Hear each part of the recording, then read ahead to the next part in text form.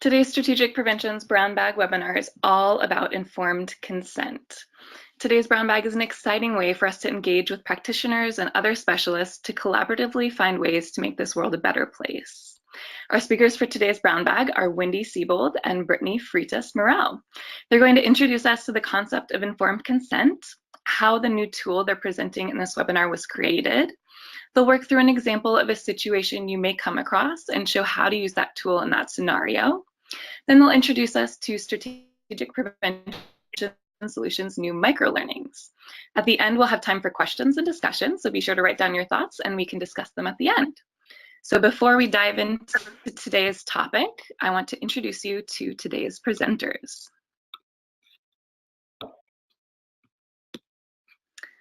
Our first speaker is Wendi Siebold. She is the President and Senior Research Associate at Strategic Prevention Solutions.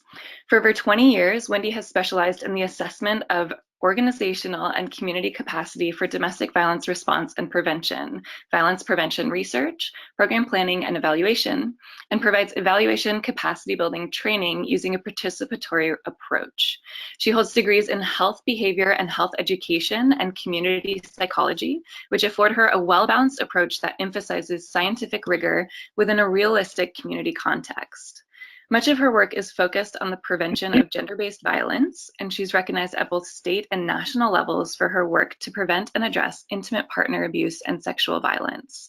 She started Strategic Prevention Solutions in 2011 to provide a realistic and practitioner-centered research approach to addressing complex social and health problems. Wendi was born in California and currently resides in Juneau, Alaska. Also presenting today is Brittany Freitas-Murrell. She's a Senior Research Associate at Strategic Prevention Solutions. She's currently completing her final PhD requirements in clinical community psychology and has worked in counseling, teaching, and evaluative capacities. In addition to evaluation and program planning, Brittany has also worked as a behavioral health clinician in primary care and community health settings. She utilizes the dual focus of her training to produce well-rounded and empirically grounded research and practice.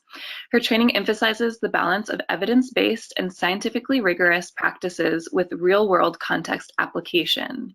Brittany seeks opportunities for collaborative, enriching partnerships. She has worked at both state and national levels for prevention work addressing intimate partner violence and substance abuse. She has authored several research publications and a book chapter and currently lives in Anchorage, Alaska. So without further ado, I'd like to welcome our guest speakers today, Wendi Siebold and Brittany Freitas-Murrell. Hello, everybody. Hi. This is Wendi. Brittany, did you want to add anything about just kind of how we're getting started with this? Nope, other than please, yes, share your questions or comments, or if you're currently working on developing informed consent, sharing with the group some of your experiences, because we know this is a really complex and contextually based topic. Okay. So we wanted to first lay some groundwork for the discussion and remind you basically what we're considering informed consent to be and get a feel for what your experience with informed consent is and your expectations for it as well. We recently developed both a short video, which could be considered what's called a micro-learning. It's a longer video than they usually are. It's about 8 minutes, but informed consent is a pretty hefty topic to get through. We tried to keep it pretty simplified, though. And the video we'll take a look at in a moment is based off of the infographic that we just finished developing in partnership with the Pennsylvania Coalition Against Domestic Violence. Both their organization and our organization have learned over the years and have seen over the years how much confusion there is among folks, rightly so, about when and how and if to get informed consent.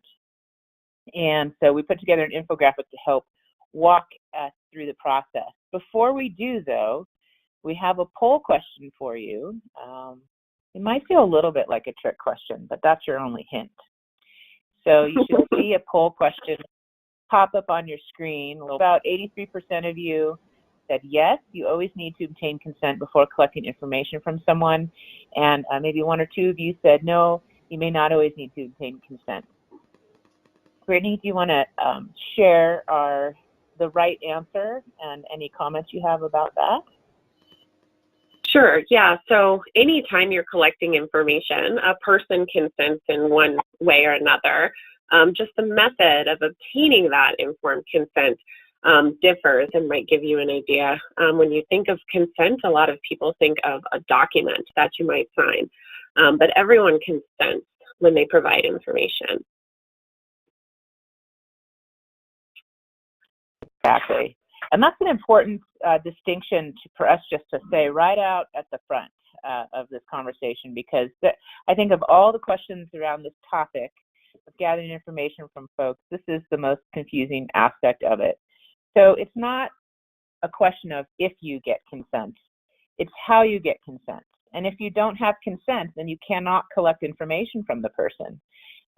There's a long history of human subjects protections. It should be a longer history than it is, but researchers and the federal government kind of got our act together a few decades ago and realized that certain populations were being exploited when being asked to complete information and provide their participation in research studies. And so now we have a lot of protocols in place to protect people from being exploited when they give information for research or evaluation, or basically any information to anyone at any time for a purpose that could be reported publicly, let's say, and also for their own medical protection if it's a medical procedure. That is referred to as human subjects protections, which is a whole nother conversation that we're not probably going to have today. But if you do have questions about anything we're talking about, go ahead and type them in the chat. And if you want to say something, go ahead and raise your hand, and we'll go ahead and call on you. We'll unmute you so you can chat. Before we show a little clip of the video, Brittany, did you want to say anything else about human subjects or the history of that? Sure. If anyone's interested, we can definitely give you a brief overview about some of those famous studies if you wanted to go read about them. But I just wanted to talk really briefly about the art and science of consent. It is kind of like a dance, but you can think of consent as both a legal and a moral process in which you provide protections for people for both their bodies and their property. And this is something we're seeing come up more and more in the media with a lot of electronic informed consent, but also how things like social media are using people's property because they're gathering information from us, but in a very passive form. And so this is something that we're seeing more and more in the public, and there are researchers who dedicate their whole life to understanding informed consent, how people develop an informed perspective or comprehend the information that they are being provided. But one metaphor that or analogy I kind of heard that resonated well with me is you can let someone borrow your car. But if you don't consent to borrowing their car, that's a crime, theft. The same occurs when we talk about consenting for sex. There's a lot of things that we do day to day in which we're consenting for. So research and evaluation is no different. So that's all. I just wanted to kind of provide that for you. The difference with informed consent, when you think about like the car analogy, is informed consent implies that a person understands what they are being asked to do. And so this is something where you'll see different forms or methods explaining to people what they're being asked to do. So if you could say, can I borrow your car? Yes. Informed consent would be, what are you borrowing my car for? Who are you? How long will you have my car? Those types of questions gets to the informed aspect of consenting. Great, thanks, Brittany. I have another poll question for you that might be a surprise to Brittany because I just added it. We can add poll questions as we go during GoTo training, which is kind of fun. But again, if you have questions on any of this content, please type it. I'm just curious, and again, we're not going to talk too much about this unless folks want us to. Do you know what an institutional review board is? Or oftentimes they're referred to as an IRB. How many of you have heard of this, have used this, know what it is? And again, I will show the responses once everyone has voted. Looks like about 3/4 of you have voted, so just a couple more votes in, and we'll go. All right. So it looks like, this is not surprising to me that a lot of you, about 80% of you, no, 70% of you, 71 to be exact, have heard of an IRB. About half of those folks have used one before. A little bit more of them have never used one before but have heard of it. And then a few of you have never heard of it. That resonates with my experience when I work out in communities as well. An institutional review board is, in short, and Brittany, correct me if you want to add anything else, is a group of people usually located at a university, but they can also be a private institutional review board. So companies, corporations also have their own review boards in place.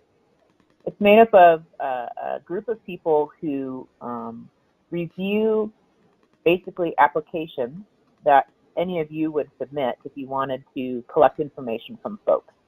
And so it's a formal review process for the only intention of protecting human subjects or protecting humans from any kind of dangers or risks, and also benefits to participating in whatever data collection you are proposing. So it's basically the kind of structure that was set up after, as we were just referring to, there was some better public attention to some of the exploitations that have been happening with people participating in research. Whether or not you use an IRB is another one of the most confusing questions, I think, to not only ask but also answer. It also prompted some of the reason for why we created this infographic and video, because it's hard to get a clear answer from anyone. So we're going to walk through the infographic a little bit to help orient you to some of the nuances of helping you make this decision. I will say, as a blanket statement, that it's not always common that local community practitioners, if you're working in a nonprofit setting and you're collecting information in the community from people who are receiving your programming. So like if you're going out and doing a talk, for example, and you want to get information about how the talk went for folks, if they liked what you talked about, if they felt like they were impacted by the topics you talked about, you probably don't need to do a full review from an institutional review board.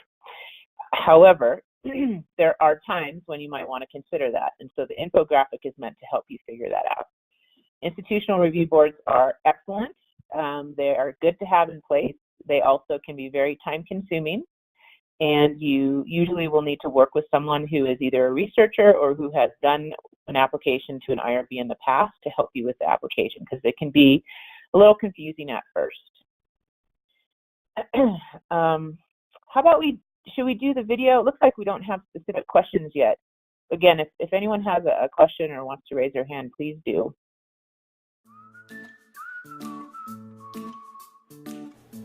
Welcome to the Strategic Prevention Solutions Community Spotlight. For this Community Spotlight, we're going to take the guesswork out of the who, how, and when informed consent is needed when performing evaluations with a group or community. Remember, every person you may potentially collect data from should both be given the opportunity and all of the information to decide whether or not to participate. So beware of both the risks and benefits of their involvement, what is required of them, and how the information will be used. So what is informed consent? We break it down into 3 parts. 1. Be informed. This means the person is knowledgeable and understands what's being asked. 2. Consent. Once the person is informed, they are able to make a voluntary decision to participate or not. And 3. The process. The participants are actively engaged by the researchers or investigators throughout their participation. Informed consent is an active process and should keep procedures brief and convenient, not ask any unnecessary questions or private information unless needed, have materials and information that is plain and free of jargon, think 8th grader comprehension, and should allow for questions to be answered and provide the contact information for the researchers, investigators, and organizations involved. So now we know what informed consent is and why you need it. Now what? Generally, the most common form of consent is written. However, there are other types and protocols that vary in complexity. How you ask for consent is determined by who is providing the information, the type of information you are gathering, what protocol you implement, and the materials you might need. Now it's time to choose which form of consent you need for your evaluation.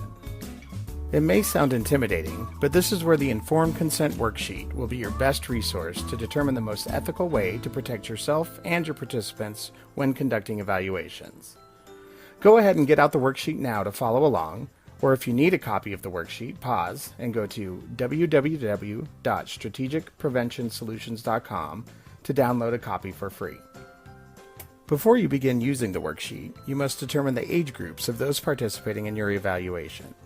Informed consent is broken into 3 groups that include adults 18 and older, children younger than 7, and youth ages 7 to 17. Note: for both youth and child segments, parents and/or guardians must be notified either verbally or with a written notice about the voluntary evaluation and give their consent.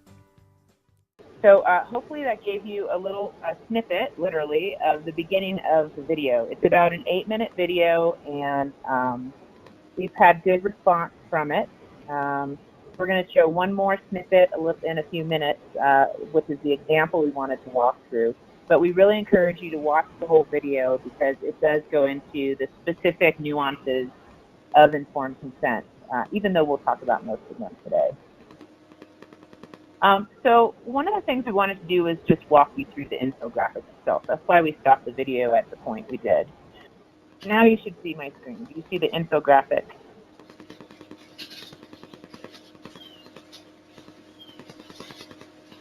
Okay. So the infographic is about 3 pages long. Again, we tried to condense a lot of information into one document. And you can see we're not going to go through every aspect of the infographic. Again, it's meant for you to review later in more detail, and this is a more casual overview of it. You can see at the very beginning we talk about different situations where you'd want to receive consent. There's different types of complexity when it comes to consent. Going from the most complex type of consent, that is a signed, written, informed consent, all the way down to what would be the least complex type of consent, which is an implied or passive consent. So an example of a passive consent or implied consent would be if you were collecting information in a school and you sent a letter home to all of the parents, or the school did, saying that a survey was taking place on a certain date, and it gave the parents an opt-out option for the youth to participate. So basically, if they don't send the permission form back, they haven't opted the student out, which means the parent is giving passive consent for their student to participate in the survey. However, if a parent does reply and return the permission form and they check the opt-out box, that means that student cannot participate in the survey, and you need to provide them with an alternative activity that doesn't embarrass them and basically is very fluid with the process. And we can talk more about that too if you have questions about how to make that a painless process. Because sometimes it can be weird if you have maybe half your class that does not have consent to take a survey. Then what do? You'll have to really have a plan B in place and have like a packet of materials to talk to the teachers to figure out something that the other students can do or another room they can be taken to that won't create competition between those who are taking it or not. Like nobody can get extra credit, for example, if they take it or not, because that provides an unfair advantage to one people to the other. So these are just some nuances to think about as we dig in. So, Brittany, do you want to say anything else about this first part of the infographic and just kind of big picture items before we walk into the decision tree? I can't hear you. Hold on.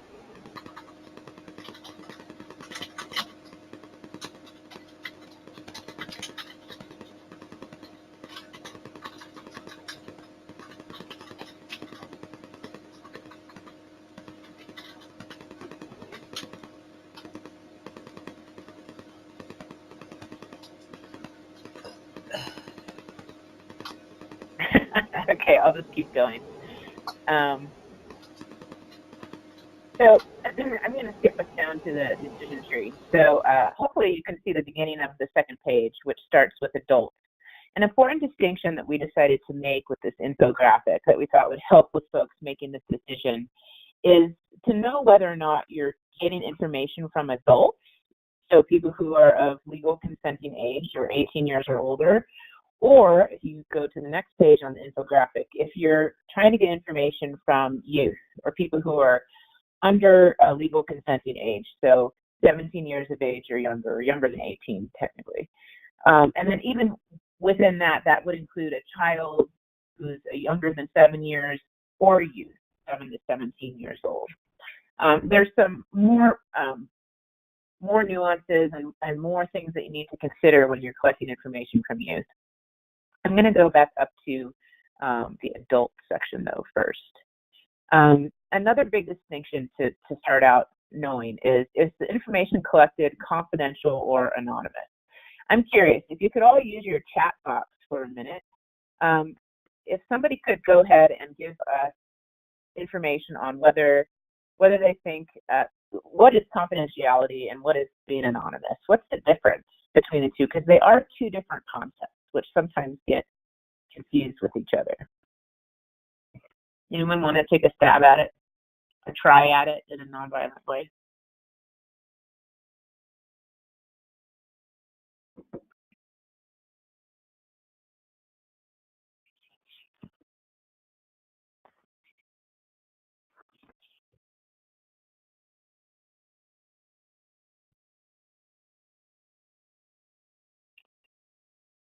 All right.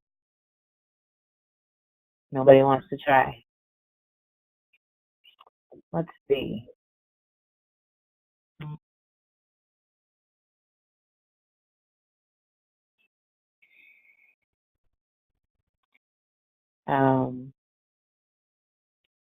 Yeah, the make presenter takes away my screen. Just FYI, we're trying to get Brittany's sound back on. Great, so we have a couple responses. Thanks, everybody. So it looks like Deborah Hennon says, anonymous has no identifying information collected at all. Okay. Alexandra Brooks says, when it's confidential, you know who it came from, but you're keeping that information private. Great. Katie Hershey says, confidential is knowing who is participating, but not revealing names. Anonymous is when a researcher doesn't know at all who is involved. Okay.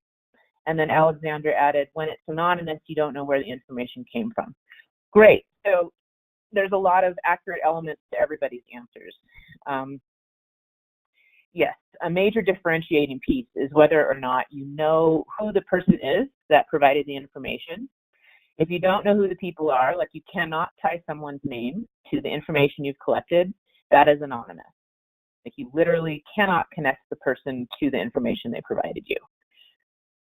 Confidential is when you know the person's identity and you can connect it to the information they've given you, but you're keeping that private. You're keeping their information and you're keeping their identity and its connection to the information they gave you private. And so as you can imagine, I mean, we've all been in different situations in life where we've been completely anonymous when giving feedback. We might give different feedback if people know who we are versus people don't know who we are. Just look at like internet chat rooms and what happens with that whole culture of chatting with anonymity. And as Brittany was saying earlier in the call, how the use of technology and the online kind of, it brings us together. There's also some distancing effects that happens with online technology. And so anonymity sometimes changes people's interaction with one another, as well as the information they may give you. One kind of, it's not a loophole, but it's a differentiating feature that I want to share with all of you is when you write up a report, it's possible to keep people's identity, their connection to the information confidential while not having their entire identity anonymous. So for example, right now I'm doing a series of interviews with some partner agencies for a local organization. And we are going to tell the organization that hired us who we spoke with. So they'll have the list of people at the beginning of our report. but we're not going to put anyone's name that we interviewed next to anything they said in particular. And if we pull out a quote, we're going to make sure a quote is non-identifiable. So it's not going to mention like anything in their environment that would identify who they are, what organization they're with. Obviously not going to say their name, but you can still use a quote as long as it's de-identified and you don't give it the name of the person that actually said the quote. So that's an example of how the information specifically that you're using from them in your report is confidential, but they're not anonymous in the sense that they're listed at the top of your report. And that can be a nice kind of middle ground so that people feel like their identity is protected. And at the same time, it's better that people know who you spoke with, or at least what group of people are giving you information to help them understand, excuse me, how to interpret the information that's presented. Mm-hmm. Brittany, do you have anything to add? Does anyone else have questions or anything else to add to that conversation? And if you'd like us to unmute you, I might actually just unmute everybody right now. So go ahead and ask or comment on any of your experiences with this idea of confidentiality or anonymity. Mm-hmm. And if you're talking and we can't hear you, go ahead and click the little microphone symbol by your name, and it will, and then click unmute to unmute yourself.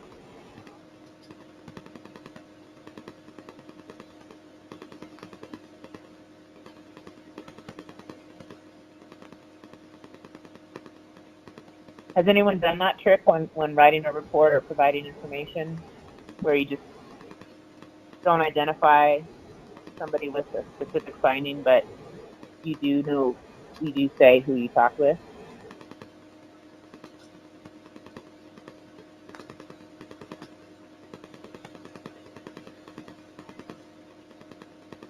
I see Deborah is talking, but I don't hear her. Not sure why.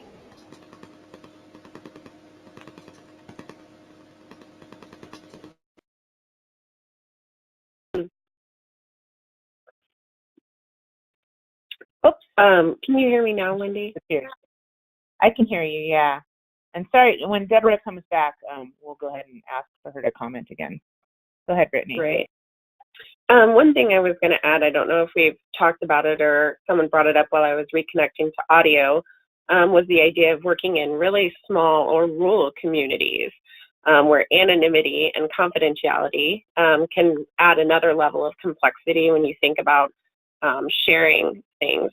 Some people might share a quote that says, comes from a 58-year-old male X, Y, and Z, and that might be just enough information to actually de-identify someone.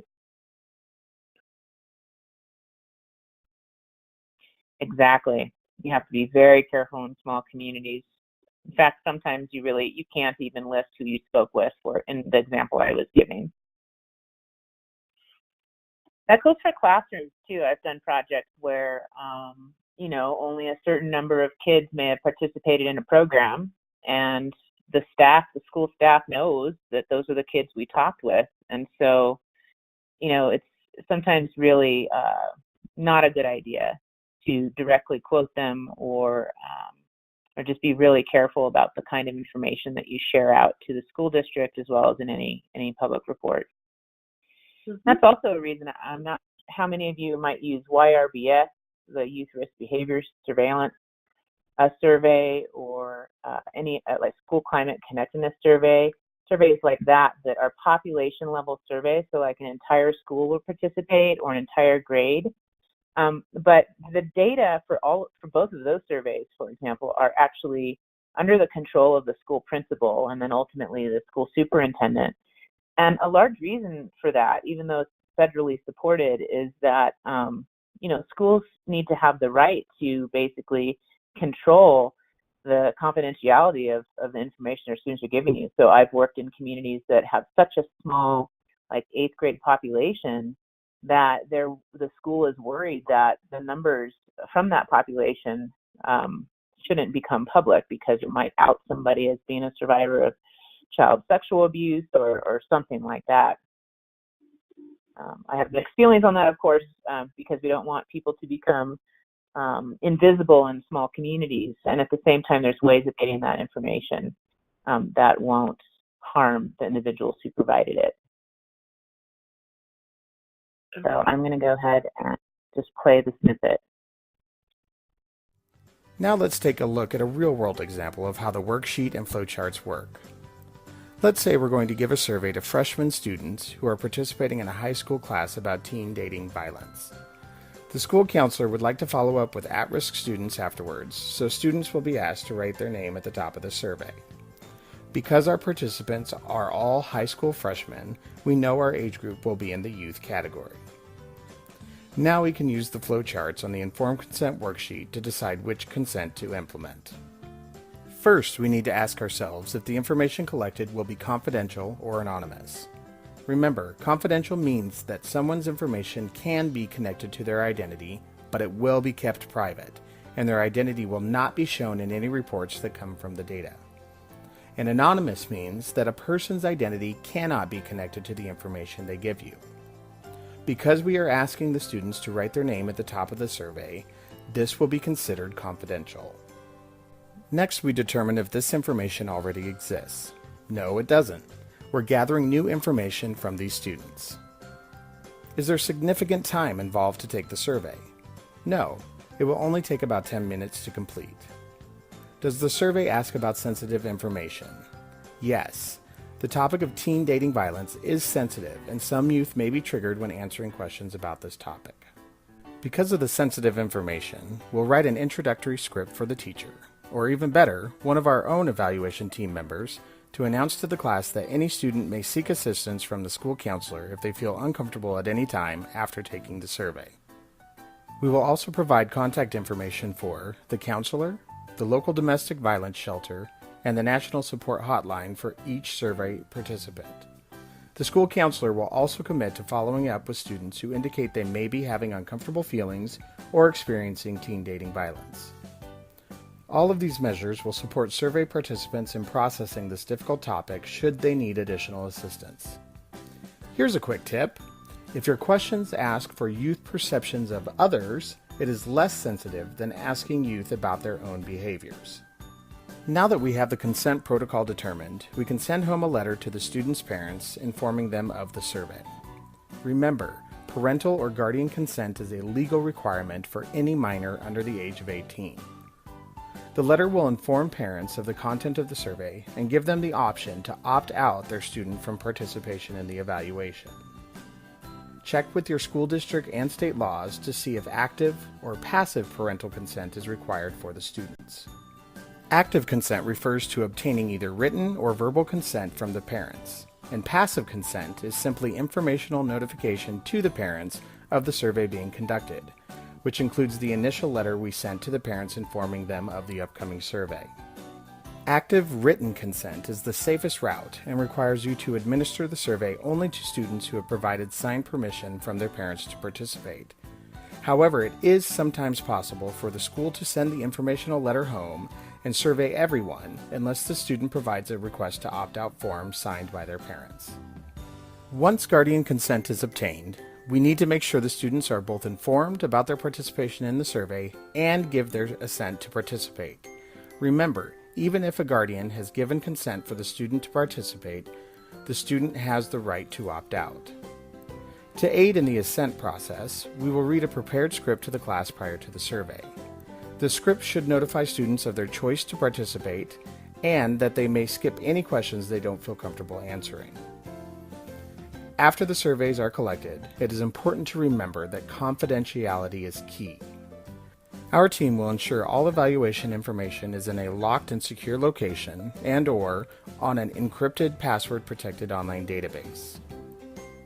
We've now gone through an extensive example of informed consent, ensuring participants feel informed of their rights and their choice to participate.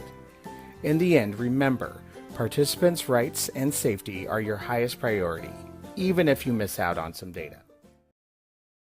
Okay. So we just have a few minutes left, and I think we'll probably close. I'm going to pause the screen or show you the rest of the infographic.